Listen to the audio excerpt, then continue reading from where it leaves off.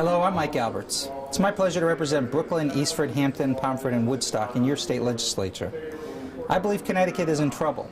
Democrats in Hartford are obsessed with new taxes and fees, and the hardworking people in Connecticut can no longer afford to pay them. Spending is out of control, and the tax burden on Connecticut's families and businesses is much too large. Starting this July, we face a $736 million budget deficit. It's not going away on its own. It requires immediate action.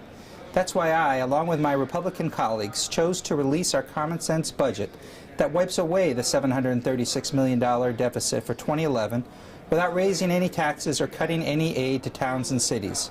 By rolling back spending to just 2009 levels, combining numerous state agencies, and making our workforce smaller and more efficient, we can balance our state budget without gutting any programs.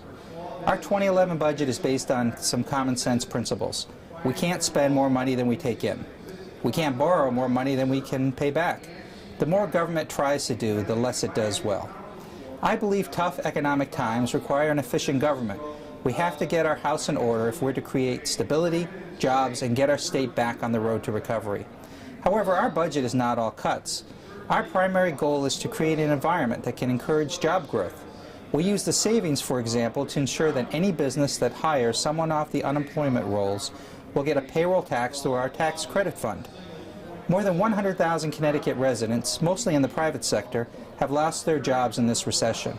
We're not asking anyone else to do something that we're not willing to give up for ourselves. That's why our budget includes a 10% cut in legislative pay, an outright ban on reimbursements for travel, additional furlough days for union and non-union employees, and a hold on legislative mailings. Our budget cuts $58 million across the board and consolidates numerous state agencies. We're asking state employee unions for $150 million in concessions that might include wage freezes, furlough days, and health care benefit reductions. I know these aren't easy decisions, but families across our state are losing their jobs and homes. Because of a lack of action by the majority party, there's no easy way out of this budget crisis. And the longer we wait, the tougher these decisions will be.